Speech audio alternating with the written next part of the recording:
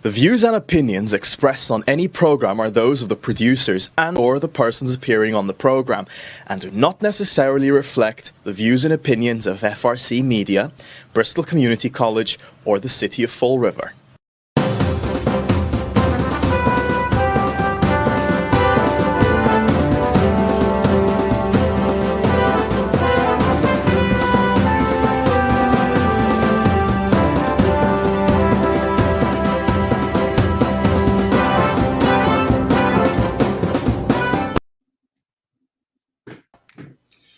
Well, hello. Welcome to Spindle City Straight Talk. I'm Chip.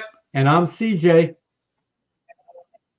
And it is Monday, and a huge Monday, the day before the election in the Rev. Be still, my beating off heart. We go with Commander. That's right. The faint of heart are going to be out. Commander COVID. Yep. With yesterday's counts in Massachusetts, we had 155,660 new total cases, with a total of new cases of 1,139. Total deaths was 9,788, with new deaths being 22. Bristol County had 12,812. On Friday, the mayor had notified us, because he doesn't do them over the weekend, that we had 69 new cases, bringing us up to a total of 2,701. And we're still at 136 fatalities. So it's definitely gonna be interesting. We're gonna have to see what happens. The school system has five students and staff members that are infected. What's Matt Malone gonna do? I don't know. I mean, he said he's going to wait till the fourth. He said he's going to wait. He said he's going to wait until the fourth week of numbers before he makes a decision. Meanwhile, you've got cities like Brockton and Boston all going fully remote. I'm not saying that we should, Jared on TV. I'm not saying that we should lock down the world, but you've got to look out for the most, susceptible populations. Now, the children may not be susceptible, but many of the teachers probably are. So we have to look at those issues. And I appreciate the fact, Jared, that you watch us. And but I'm not all about locking the whole state down. I think that we can keep the businesses running responsibly. Now, the mayor has rolled us back to phase 3, step 1. Which has some restrictions, but not all that people expect. I know that in Fall River, that according to the mayor's announcement, we have to close the theater over at the South Coast Marketplace. So again, and everything else was brought down, and I spoke to you about this over the weekend, Chip, by 10%, down to a 40% occupancy rate. So, maybe the gyms are going to lose one person in the gym. So we have to look at what's happening and really what lead is being taken by the mayor, by the superintendent of schools, and where we're going. Because I think it's important that we know as citizens, as parents, where we are going, and we're not getting that information. We're not getting it at all, and I think that's the problem. Where is the transparency? Not in this administration, that's for sure. I mean, the Jazel Carrera administration was more transparent than this one is. Well, look, I mean, this is crazy. We've talked about it at length. I mean, I'm on the opposite end of that spectrum. I don't believe we should be locked down, period. I think the initial lockdown was a necessity, but look, if you're concerned about your health, you'll try to maintain your health by being as careful as possible, washing your hands, right. Doing the distancing, and if people are going to be, I'm not saying that it's right that people have this cavalier attitude, like I don't care, I'm young, or I'm bulletproof and I'm not going to get it, and I don't care if I spread it. Hey, that actually rhymed. But But the fact is that, you know, human nature, unfortunately, and it's not just the United States. I mean, look around. I was just watching, before the show went on, I was just watching the map of Europe with the countries, and they all have either partial or total shutdowns again. Right. So, listen, let's not make this a Donald Trump issue or a United States issue. Look, people throughout the world are pinheads. That's just the way it is. And this is a virus, and it's an extremely, obviously, dangerous virus because it spreads fairly quickly. But people don't care. They just don't seem to, somebody else is going to get it. And so nobody can fix it. I don't believe that the only way we're going to get this thing under control is that they're going to come up with therapeutic measures and vaccines, and then it'll keep it under control. But I also heard a statistic this morning that less than 2% of the emergency room admissions in the United States are COVID now. Right. So they're virtually getting very, very few COVID cases with symptoms that are severe enough to be admitted to admitted to the hospital. So that's a good thing, and we're seeing deaths go down. I mean, unfortunately, people shouldn't die, but they do. I mean, we lose thousands and thousands of people every year from the flu. So, and this whole thing has been just overreaction, knee-jerk reaction, because the worst thing that can ever happen to anything, they put this medical issue into government, into politics. And whenever politicians get their hands on anything, they can screw up a one-man parade. And that's what happened. They made this a political issue, and they have just screwed this up to a fare-thee-well. It's sad. And like you said, we have people that overreact and we have people that underreact. It seems like Fall River is underreacting. We have other people who want to shut down everything. As soon as there's another case up, shut down everything. And, the only people that are suffering are the people in the economy, obviously. It's going to take, I don't know if we'll ever recover. Maybe it's going to take a decade to recover. How many, especially in places like New York City, where restaurants they're just going under by the dozens, and they'll never reopen. And when they do reopen, they're going to have less traffic, and they'll be even more even after they lift it. So it's a terrible thing. And what disturbs me about it is this isn't. Remember when we had polio many years ago when we were kids? It was like polio. And, polio was a medical condition. It wasn't politicized. Everybody worked. And then when Jonas Salk came out with a vaccine, they fundamentally eradicated polio. But, these other diseases have been medical issues where everybody worked together for the greater good of the people. But they turned this into an absolute crap show because why? Politicians got their self-interest, long, giant self-interest nozzles in there, and they turned it into a circus like they do everything else. Well, I hear you there. Believe me. I mean, you start looking at these things, and, if you read The Weekend Flush, which I know you did, Chip, we talked about vaccines. I talked about vaccines. This is a virus, just like a cold. It's the same family of virus, a coronavirus. We can't get a vaccine for the common cold. So how can we get a vaccine for the coronavirus? I'm not saying it's not possible. But when you look at the fact that currently studies are showing that the antibodies for the coronavirus are a limited lifespan of a couple of months, what are we going to have to do? Get a vaccine every few months? We have to look at this in a realistic manner. that we may not ever get a vaccine, and it may only be therapeutics that we're going to get. Now, I hope that's not the case. But even with that, over 50% of the population of the United States says they're not going to accept the coronavirus vaccine once it comes out because they don't believe it's been tested properly and it's been pushed through the hoops without any proper testing or vetting. And you have to agree with them. When you get special approvals, it gets to be a little ridiculous.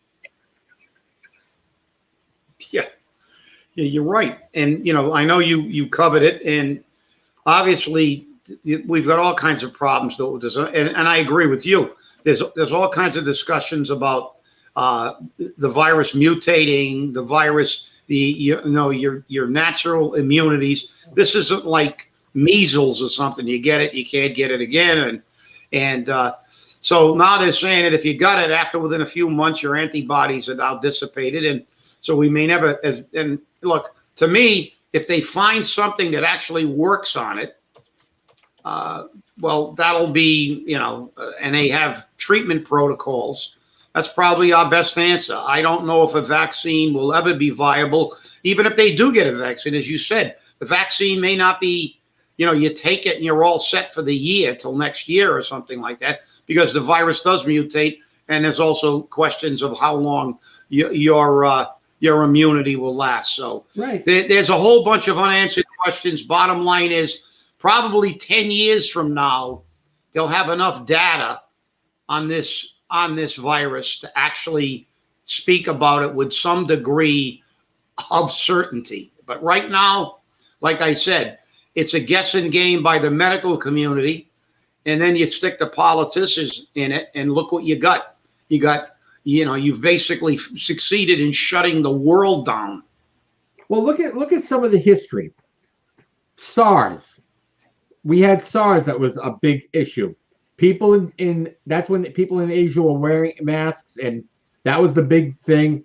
And we were all prepared for SARS, but we never shut down. Then it was H1N1, the H1N1 flu. That was a big thing. But again, we didn't shut down. And we didn't go through as many things that we're going through now.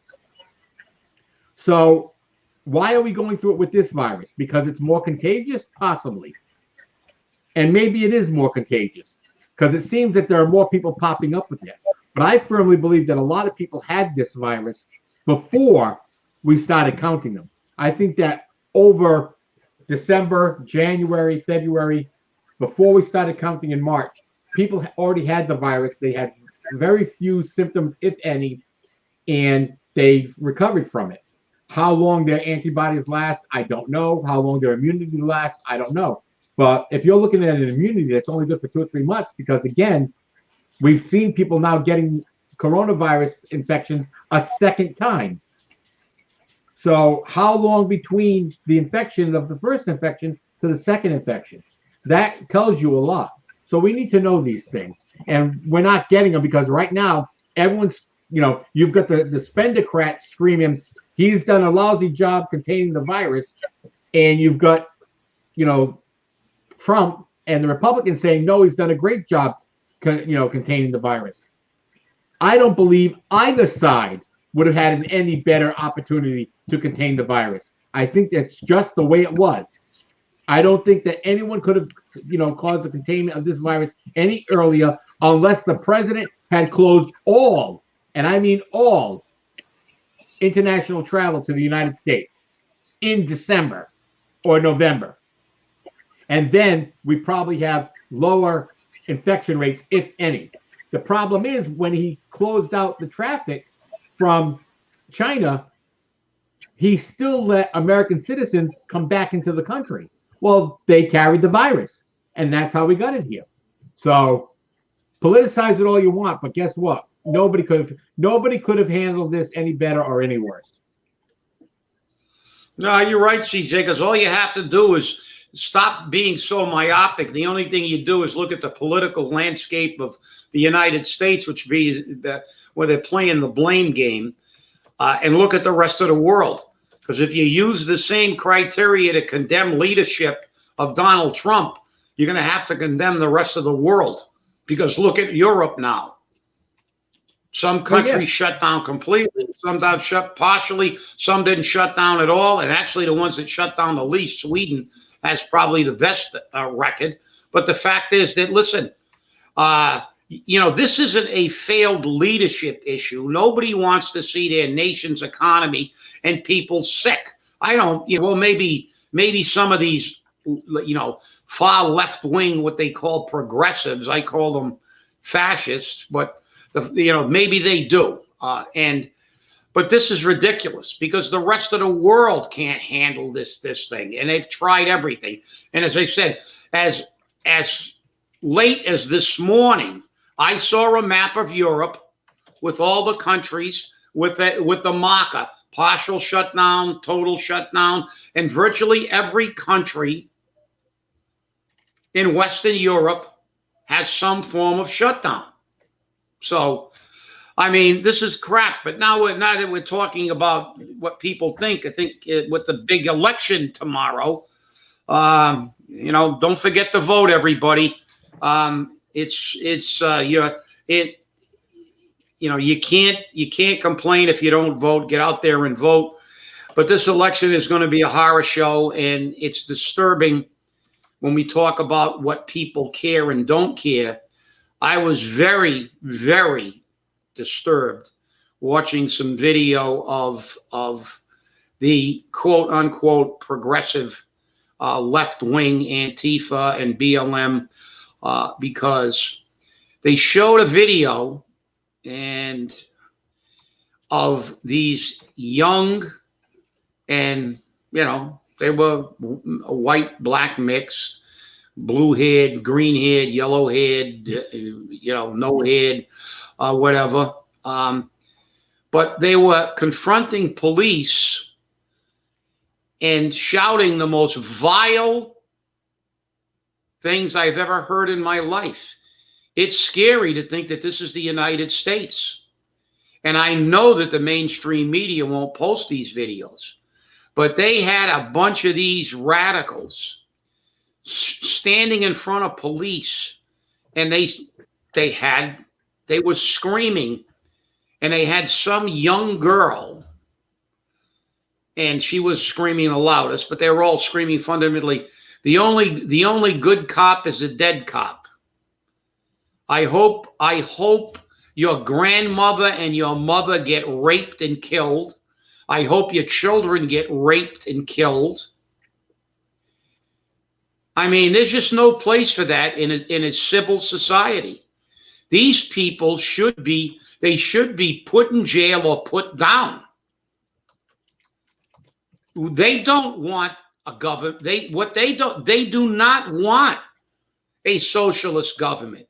These people want a totalitarian government where they run it and everybody has to do whatever they think is right. Otherwise, they eat your food, they drink your drink, they burn your house down. There's threats to burn the country down if the election doesn't turn out their way.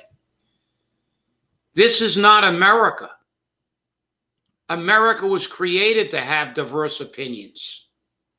And I know there are people pointing the finger at, the Trumpsters do the same thing. Well, I kind of don't believe that. Yeah, I'm not saying that some Trumpster didn't do something or some radical, but very little, because let's face it, the mainstream media is so Trump Biden that they suppress. I know this video didn't show on CNN of people saying, I hope your grandmother gets raped and murdered, and your mother gets raped and murdered, and your children get raped and murdered, and you die. I mean, we're going back 150 years. Remember? 200 years. And the only good Indian is a dead Indian. That is not an indication of a progressive society, of a civil society. When you want to burn everything down when it doesn't go your way and kill everybody who has a different opinion, we no longer have a democracy. And we no longer have a democratic republic. These people are anarchists, they're thugs, and they're potential murderers. And for the Democratic Party to pretend that this isn't happening when they're boarding up their stores in cities and hiring security forces is just, this is inconceivable to me. I feel like I'm in a George Orwell novel here, not the United States of America. Because I don't care what happens in this election, this crap is not going to stop. When you allow these people to behave this way without any consequences for their actions, murder, pillage, and with no consequences, they're not going to go away. And don't give me the crap about this is a hostility pent up from 400 years. You know, that's absolute bullshit. When you see somebody walking down the middle of the street with a dolly with a washing machine on it, it's got nothing to do with any politics. It's got to do with getting a free washing machine. So this is out of control, but that really disturbed me. When you start talking about killing, raping, and murdering people's grandmothers and mothers and children, you're so far out of bounds that it's, I don't even... I'm glad I wasn't there, because I probably would be in jail right now, because nobody's going to threaten. I don't know how those police officers could stand that abuse. It's a travesty that any human being is treated that way. They're treated that way in Russia and in China and in gulags and in Russian and in Chinese camps, work camps where they stick the Muslims. But yet in the United States, that is happening on the streets of the United States in some cities today, and it's going with no consequences for these actions. They should have the National Guard out there to supplement the police, and when these imbeciles start spewing that venom, they should just take a bulldozer and bulldoze them into a pen.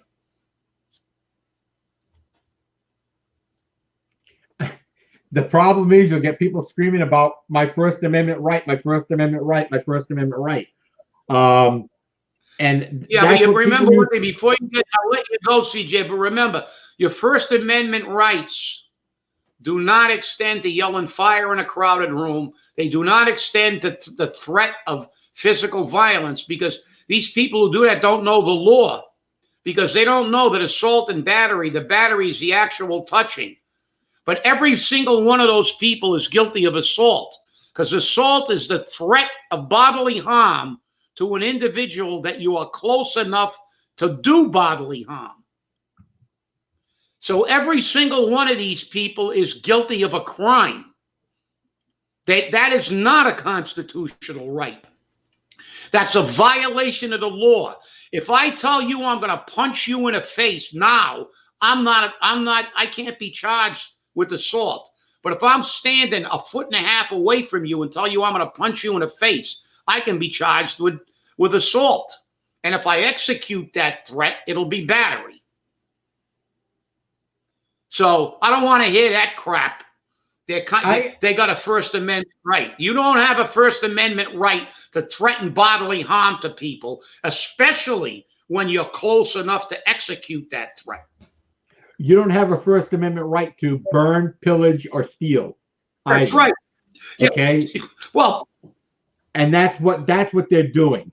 I mean, I'm looking at today and some of the things that have been going on, and I feel like I'm looking through the time warp back to the 1960s, early 1970s, when we had these type of protests, and that kind of scares me a little bit, because we came through that all right. I mean, we survived it, but why do we need to relive it? Why are people trying to relive turbulent times in our history?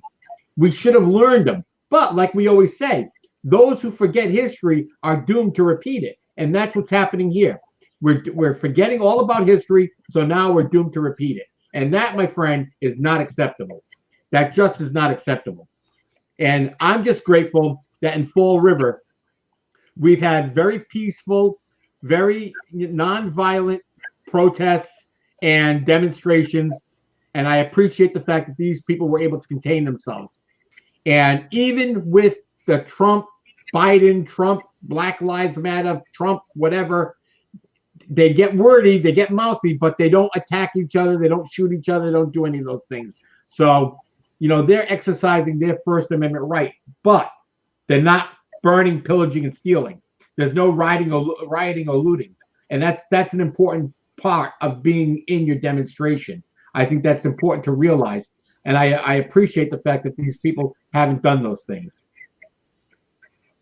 Well, yeah, but this there and again, you're looking back, and that's why they want to cancel history, because if you look at history, you learn not to repeat the same mistakes. But we are, because these people don't study history. Now, I intentionally went to this. I was listening to this when I was on a treadmill the other day because I love Jim Croce. It's one of the greatest songwriters ever who died very young. All his songs are basically about life. This song was written in 1975. It was a protest song. And I want you to listen to the lyrics. I can't sing, so if I do it, the TV will blow up. I was so bad that I couldn't sing. I would flunk if I didn't lip sync. But listen to the lyrics of this, CJ, and listen to how it applies today. The song is called "Which Way Are You Going?" Which way are you going? Which side will you be on? Will you stand and watch while all the seeds of hate are sown? They're being sown today, right? Will you stand with those who say, let his will be done? In other words, practice religion. One hand on the Bible and one hand on the gun. One hand on the Bible, one hand on the gun. Which way are you looking? Is it hard to see? Do you say what's wrong for him is not wrong for me? Does that sound familiar?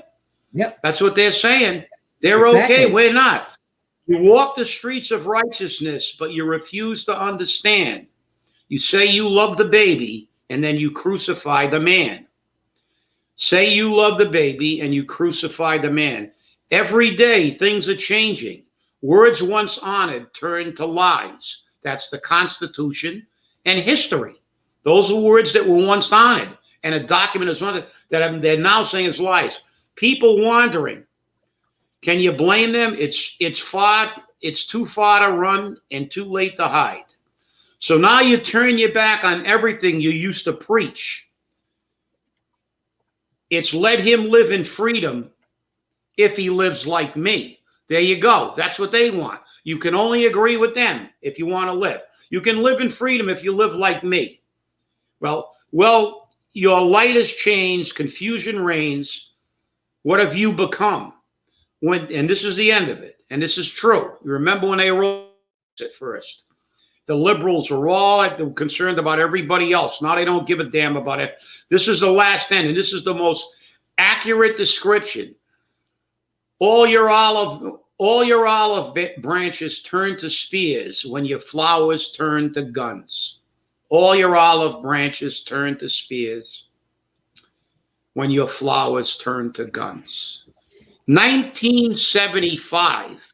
That is going on today. Every line of that song you can apply to today. And that's scary. That's scary. We haven't learned a damn thing. Yep. But it's amazing how we forget history. Well, it looks like we're coming to the end of our program. I want to remind people that tomorrow is Election Day. If you have not early voted or did mail-in voting, please, please, please get out to vote tomorrow. And those of you who failed to mail in your ballots, you can still drop them off at Government Center today, or you can go vote tomorrow, because many people have not mailed back their ballots yet, and that's a sad state of affairs. Thank you for watching. Remember, stay safe and stay angry. Have a great day. And vote, vote, vote.